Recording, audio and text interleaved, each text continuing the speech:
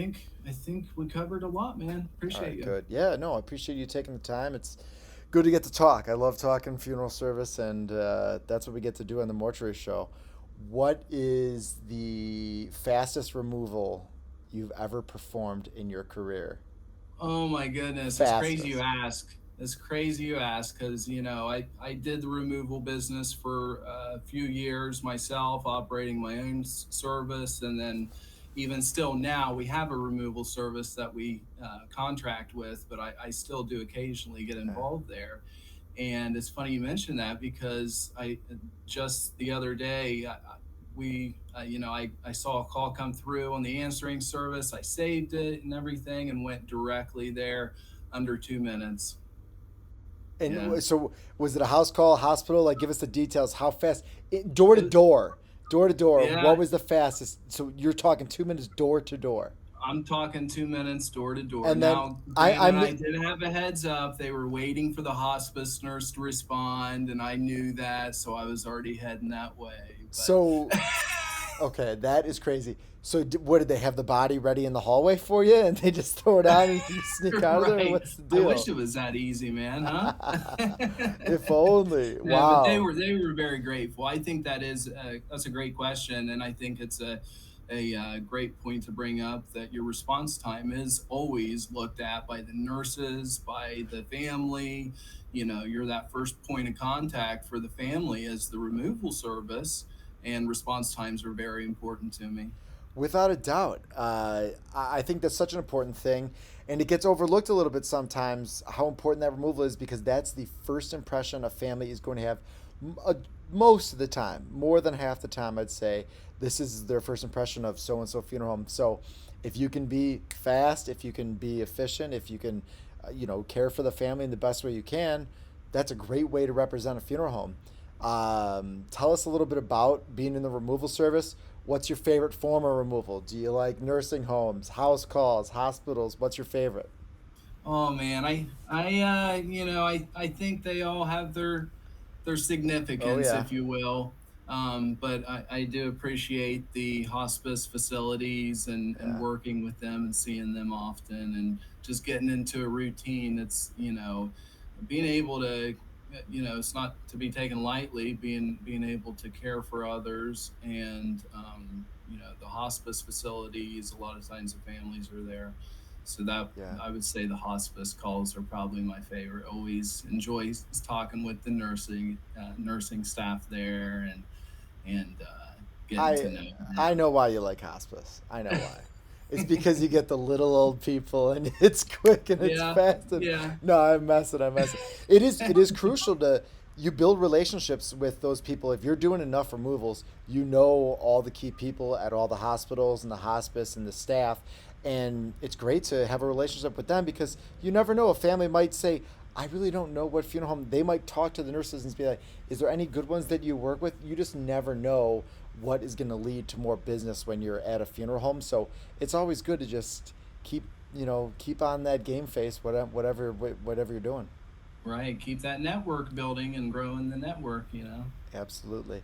So tell us a little bit about how you got into. I know this was in your past. Into the removal business in the first place, and tell us a little bit about yourself, if you don't mind. I like to jump right into the convo. This is Morgan Yeah, McWilliams, everyone. Tell us a little bit about how you started in funeral service and then got into removals, and then we'll talk about where you're at now.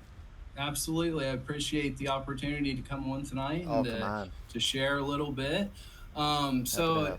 I grew up in the funeral business like yourself. My parents have owned a funeral home in southeastern Ohio for over 30 years We're now, about. and in Jackson County in small town Wellston, Ohio, I where couldn't. everyone knows everyone. Yeah, it sounds like it. All right. All right. Cool. So a lot of great people there. Sure. But so I did grow up in the business and helped in various ways, mowing the grass or washing the Yeah. hearse Oh yeah. and always just having that, my dad being away constantly.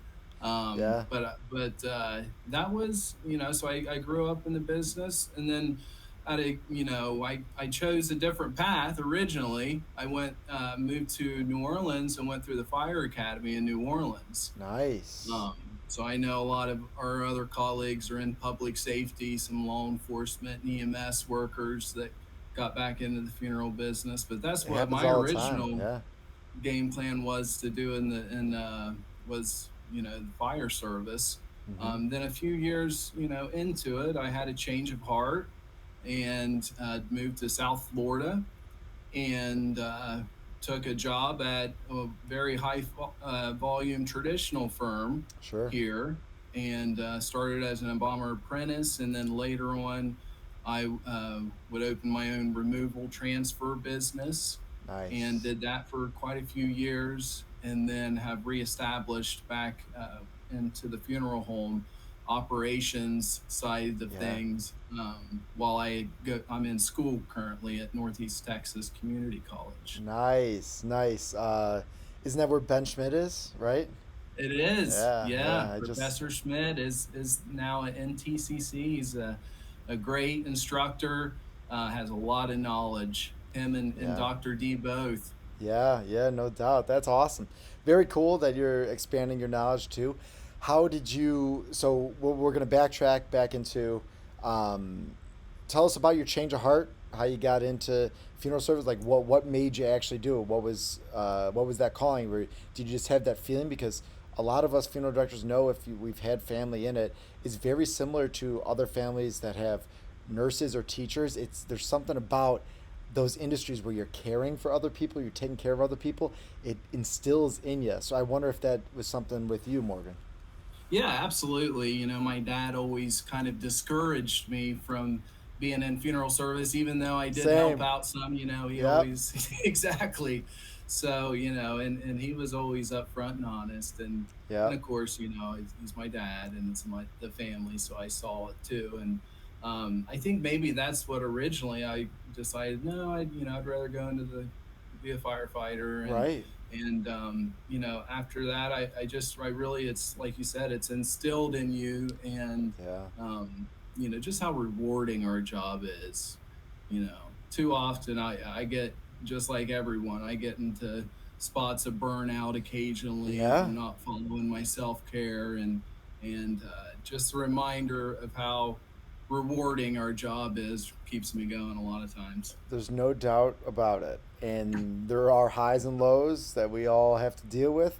And that's why it's cool that we're creating communities and getting to talk with people, and it empowers everyone to keep that foot moving forward and keep going. So tell us about how you got started in the removals then. Was that something that you were like you saw an opportunity in South Florida, or how was it, and what were your favorite part and your least favorite part about running a Well, removal service? Because I know that's uh, tough work. yeah. So I started in the removal service. As I mentioned, I worked at a high volume Right. traditional firm, and we're very populated down here in South Florida, and tons of opportunity for removal services. Sure. And I saw the opportunity. I had my own drive of professionalism and little things that I would say, oh, I do this differently. And Yeah. now I had the opportunity to do it differently. and Yeah. and so that's how I started into it, was just seeing the need. Sure. And then what was the question? My favorite and Yeah, my your least favorite and your favorite? least favorite. Yeah. uh, that's a rough one. I think my favorite is always receiving the feedback from the family, Hmm. after they meet with the director the next day, making the arrangements, and they just remember, oh, Morgan was so nice, Yeah. or he was there for us and explained everything. And getting that feedback from funeral homes or from families is obviously the most rewarding, I think. Yeah. Least favorite is going to be the opposite of that. Oh, okay. I thought you were gonna say phone. Like you're always got to be on the phone. Well, You always have to be attentive. It's got to be a tough part too.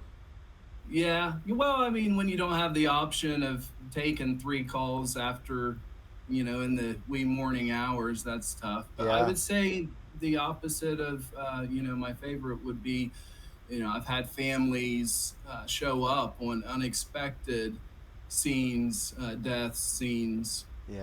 and Yeah. those are probably obviously the worst. Yeah. That's very challenging and a tough thing that you have to deal with. What would you recommend to someone? I feel like it's a younger funeral director's passion usually is those removal services, and like that's a lot of people kind of get their foot in the door. At least that's what I've seen a lot of times. So people have that like, hey, I've got the passion, I've got the fire right now. I might start a removal business. What would you recommend for a young funeral director starting out, and if they're interested in that, and how did you get other funeral homes on board?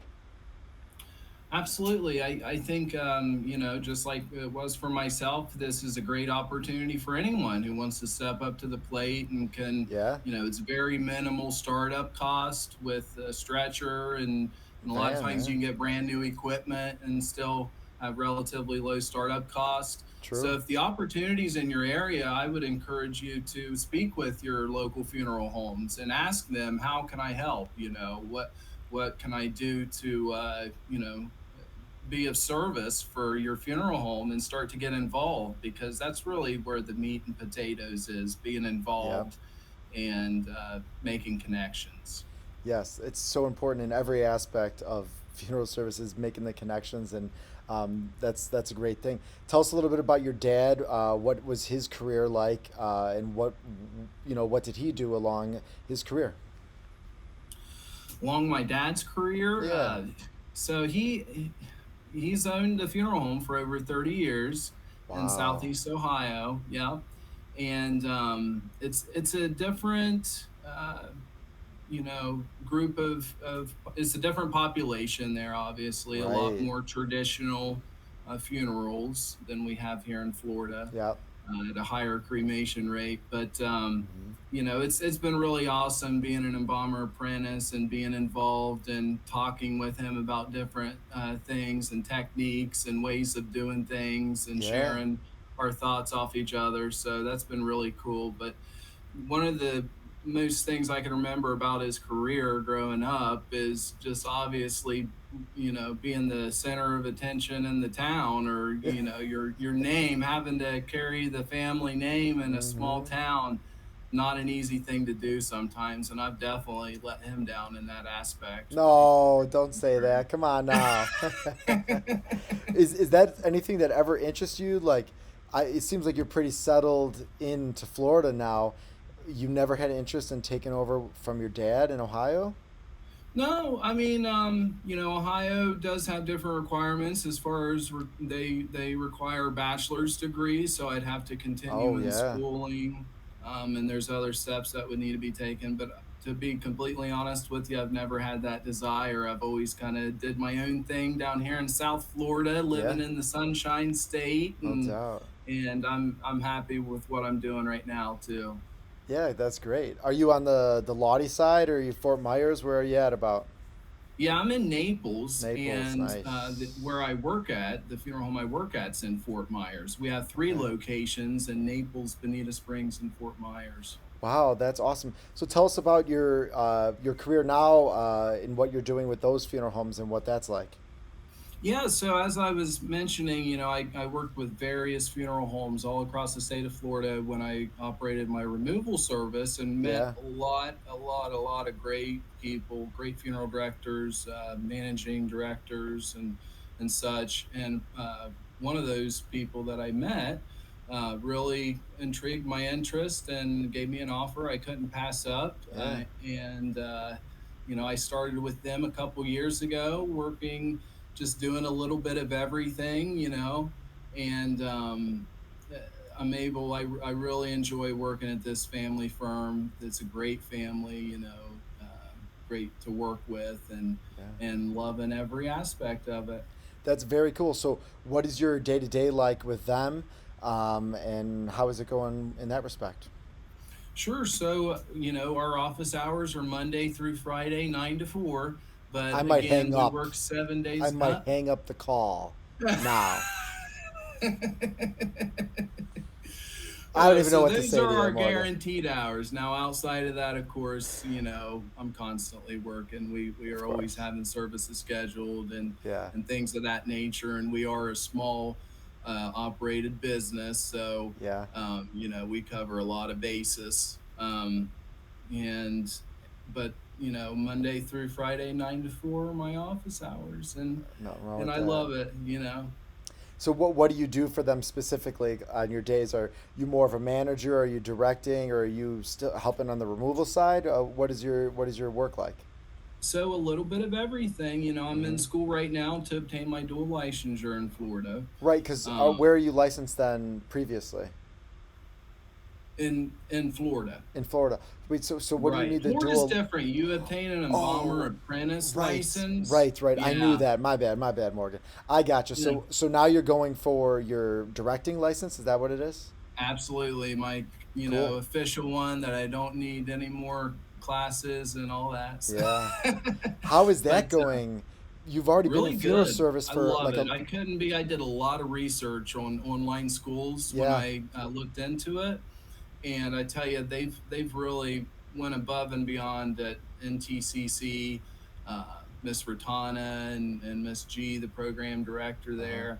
So I love it. I love all my classmates and all the discussion forums. It's a different scene. I was just dissecting a pig on my kitchen table downstairs in front of my No wife the other way. day for online virtual lab. What? All right, you got to give us the details on that. Did they send you a pig, or you're going to the farmer's market and you're grabbing one? What's the deal?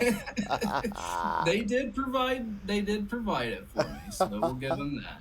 But yeah, it arrived in a box and in a vacuum sealed bag, and we What? learned a lot. That was a fun project. Wow, that's legit. So you have to do that for your funeral directing? Like I'm confused. Like why that applies, or is it like more of an all-encompassing type program? Yeah, so I'm going for my associate's degree in funeral service. Ah, Um, okay. yeah, and that's what's required in Florida in order to take the exams Yeah. and hold licensure. But right now I'm Yeah. on the apprentice side of things, Yeah. and I gotcha. So, what is it like being in school? You've been in funeral service for quite a while at this point. What is it like having to be in school with other people that may not have any experience? It's got to be a unique situation. it is. I'm definitely blessed to have the opportunity to be involved and have Yeah. such a deep passion for it. But there's definitely plenty of students. I think at our orientation we had over 100 just for the online orientation, Holy and cow. it's definitely I think a hot degree to that everyone's getting into. So um, Pun intended. right. I mean that's a good thing. Our industry needs it. There's definitely like I was saying a big need for funeral directors. I think throughout the country. It's not just a specific location either. A lot of family firms just pivoting away from maybe not being just family anymore. Of course, mine still is at the moment, but it's most around the country is like they need more help, and it's great to see that people are signing up. They want to get involved, and that's just really awesome. And how do you think it's been preparing since you've been in funeral service?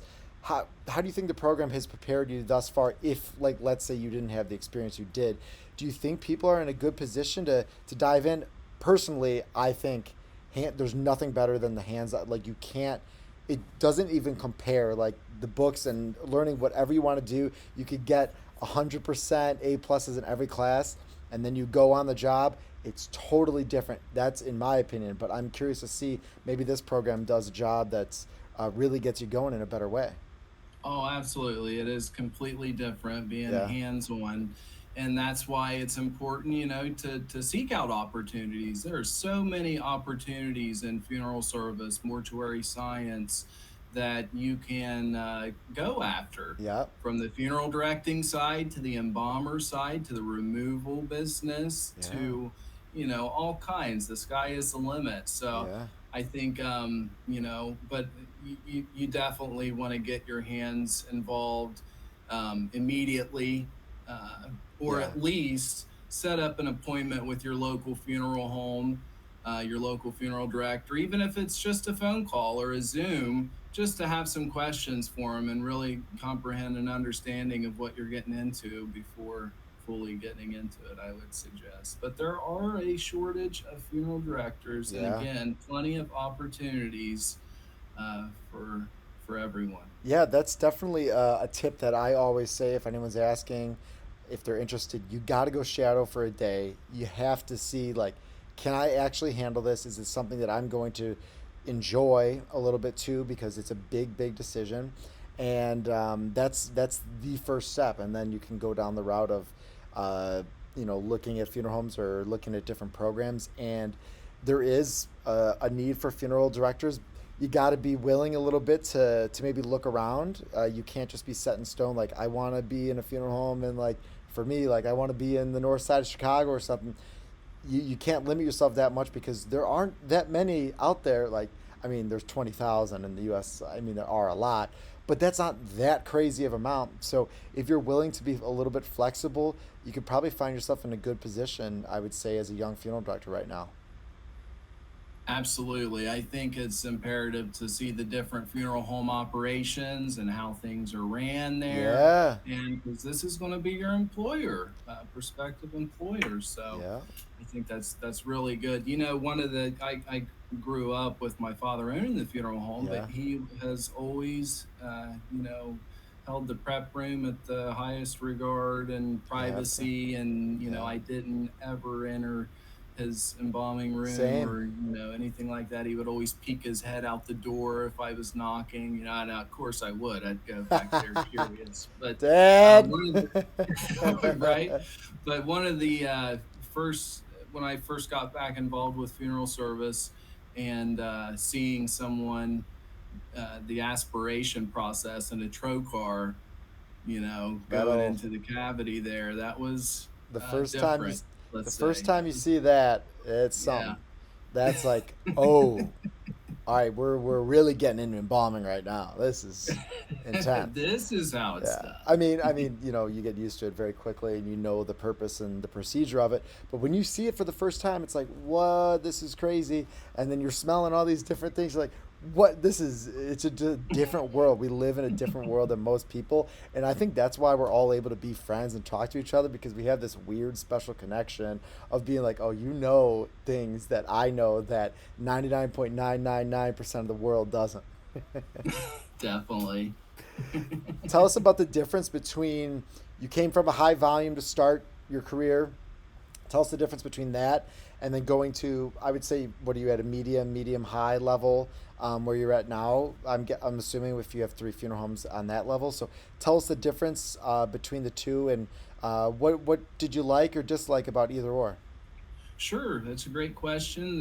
The first high volume firm I worked at was a corporation, Hmm. and great corporation. I never really had any complaints, but it Yeah, is a different structure and a different setup, a different operation sometimes, and different people, obviously. So yeah. it was a totally different. Now I'm at a family firm, which is a lot different. We're still pretty high volume. We do a lot of repatriation and international ship outs. Oh, Um, okay. and even, Florida's the retirement community. Yeah, So, you're shipping all over the country, I'm sure. right. Yeah, Yeah. we And get. we're the good quality prep Yeah, I'm gonna firm. have to Yeah. look you up because I think I had two ship-ins this week from Florida. Uh, one was from Florida, one was from Georgia, I think. But still, like that's a good place to be when you're down there, and uh, you gotta you gotta do me a solid if you're doing all these ship outs. You gotta put a sheet underneath the body for me every time. Both Got of you. the both of these bodies this week didn't have a freaking sheet underneath. I'm like, come on, like you're a Uh, funeral director, you should know like that is a priority number one. You got to help me get this body out of here. Absolutely. Absolutely. what are Those are the some worst. what are some of the tips or tips and tricks that you have if you're doing a lot of ship outs? Do you have anything special that you do that would apply to us? I think customer service still applies. I think funeral directors and bombers can actually be worse than families dealing with sometimes. Yeah. Sometimes. not all the times. No, it's fun to speak with all the different funeral directors and bombers Sure. from all over, and to help the families coordinate that. In regards to the type of work, we always try to cover every, dot every T or cross every Yeah. T and dot every I with ship outs, because we know that they come at the highest priority, and it's our reputation that's on the line. So we've really established a great reputation on social media and online and with funeral homes all over. Um, Nice. so I would definitely recommend doing the little things like putting Yep. a sheet underneath Yep. of for It's assistance. Yeah, it's that little stuff that makes all the difference in the world. And from first experience, if you're getting a shipment that has a leak, there's just nothing worse in the world. So obviously you can't control everything. They're getting jostled around. They're going at high pressure situations. Like, things happen, but you just do your best to put someone else in a good position that you would want to be in too. Is my mentality, because we do a decent amount of ship outs because we're really close to O'Hare. So anyone that Right. ever needs one, and you get a body from me, uh, don't come knocking on my door though. I'm not taking any heat. It was my apprentice, I'm sure. No, I'm just kidding. Tell us a little bit more about growing up in funeral service. Do you have a good story from us from when you were a kid, maybe? Oh man. So, you know, like I mentioned, my dad was always real reserved on how involved I was or what Yeah. aspect, and I was always had a drive and passion to help out as far as like doing the removals. And I remember when I was 17 years old, Okay. um, I had switched the phone lines, because he didn't always have an answering service, and the phones Yeah. would ring at the house, Right. and we didn't live at the funeral home. Yeah. But I had switched the phone lines around, and I took a death call in the middle of the night, unbeknownst to him, No. at a hospital. And I thought, well, I'm going to surprise dad and have this body at the funeral home for him and everything. So here I am. This is the first time I've ever really been No involved in way. this much. Uh huh. So we get to the hospital. I, Okay. I, I get the body in, and heading back, and I'm all gung ho and cruising down this old, Ohio back road, windy and hills and everything. And I take the sharpest curve, and plump, Don't. the stretcher had tipped over in the Oh back. no! Yeah. Did you freak? What happened? I did. I was really nervous. I was stuck in this, and thank God it's an unpopulated area and no one was around. It was early morning hours, but here I am pulled over on the side of the road with my hazards on, and in the back of the van pulling the stretcher back to. But needless to say, I was a lot more cautious driving to the funeral Yes. home after that, and also, Dad wasn't the happiest, even though I got everything taken care of. Oh, I'm sure. I'm sure. You gotta watch those tight turns when you're in the van or you're in the hearse. No tight turns ever. That's a key. What about a crazy story from your removal days? Have you ever had any situation that would be a unique one that you haven't really heard before? I've got a few, I'm sure, Let's but hear them. one I'm thinking of in particular, which was really unique, was a husband and wife, and we arrived on scene, and the sheriff's office was there, and they had said that the husband had a heart attack in Okay. the bathroom, Mm-hmm. and the wife had left a note that, if he's not living, neither is she, and she had unfortunately Oh taken all of no. her medicine, and said goodbye on laying Oh on the bed. And we picked no. both of them up, and they both got a ride to the funeral home together and stayed with each other throughout the whole time. But that's probably a unique one, Wow. definitely. That's really sad and really tough. And I mean, that's beyond love right there. Like to a maybe a too much level potentially, but that must have been hard just to do that. I would say this it would be a sad situation. So, do you think that she upheld her vows till death do us part? She sure did. There was no parting. There was zero parting. That is a good one. What about your future career? Where do you see yourself going? What do you want to do? What are your aspirations? Well, definitely, I think my roots are in funeral service, and I Yeah, love what I do. Love getting to meet others. I had recently joined the team with Frigid Fluid Company and yeah. have been traveling to the various conferences and really love getting the different insights from funeral service and being involved. So I definitely see my foundation in funeral service here lasting for a while. Yeah, your roots go deep. Tell us a little bit about what you do with Frigid and what your role is, and how did it even come to be in the first place?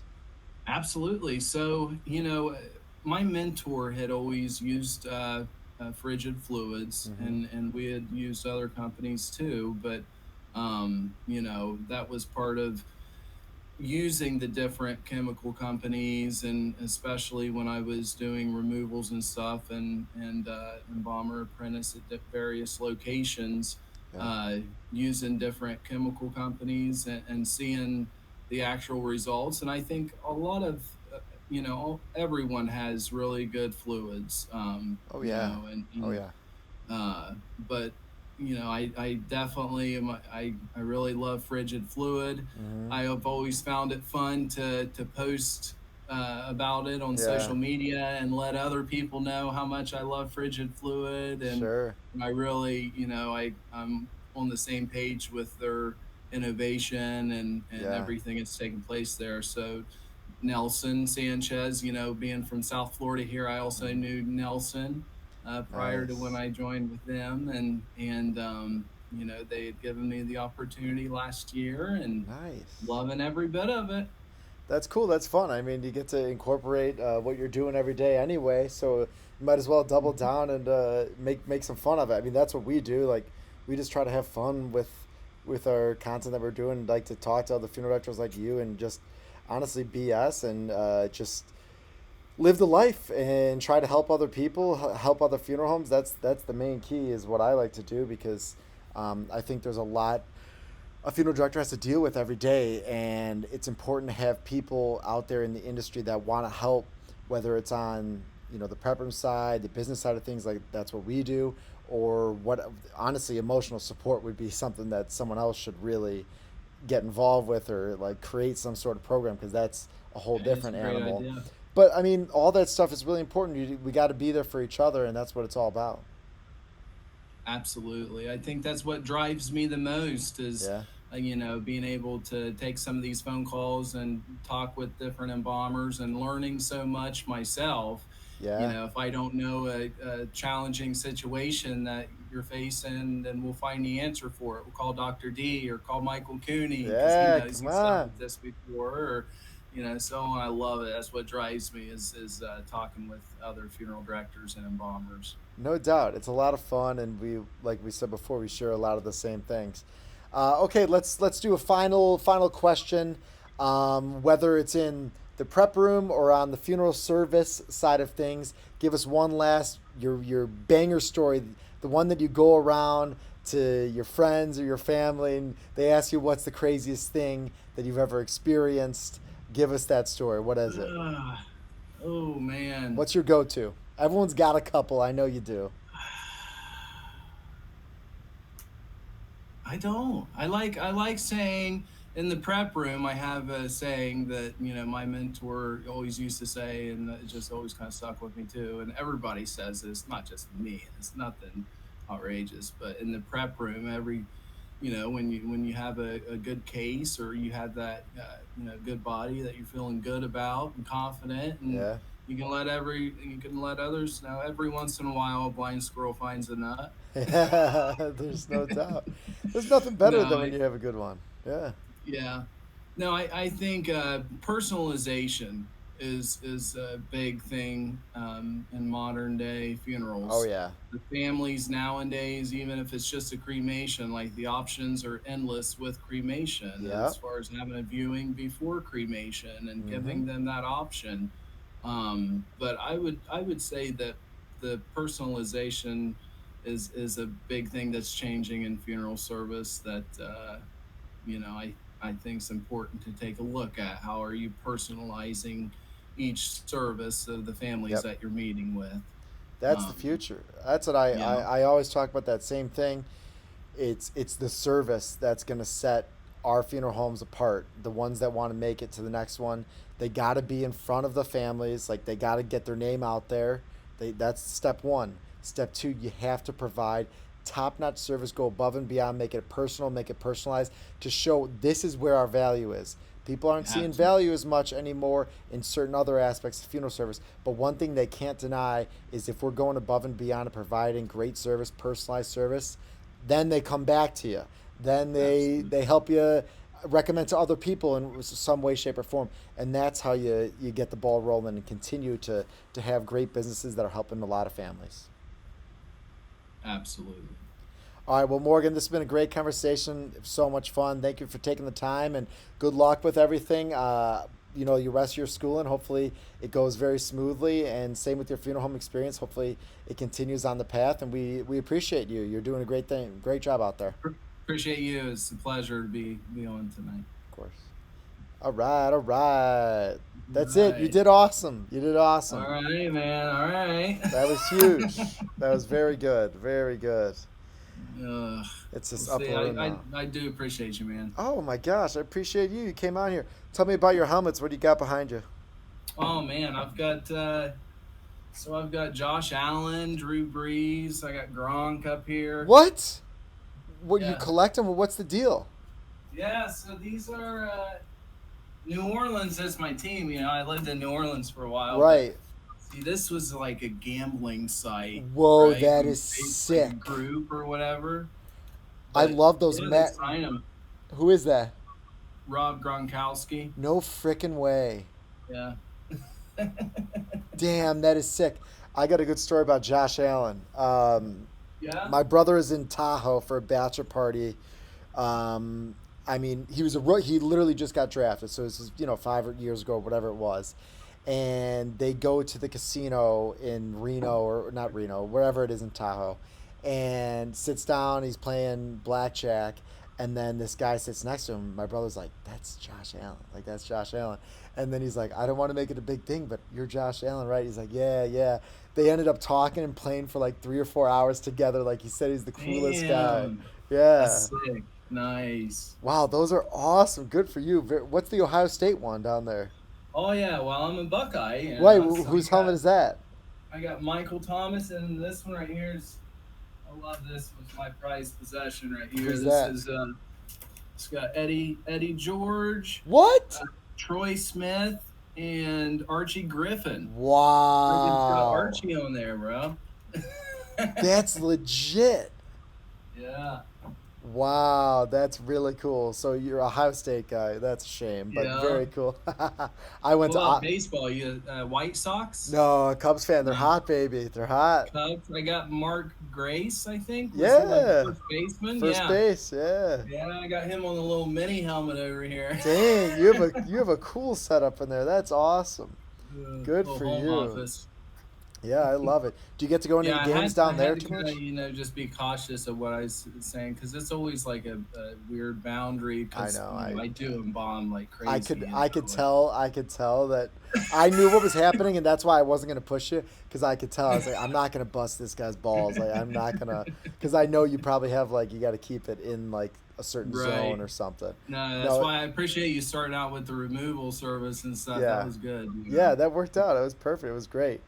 All Yeah. right, well, I don't know if this is gonna come. It probably will come out next week or the week after, something like that. Okay. But I'll text you if that's cool. I'll let you know. Yeah.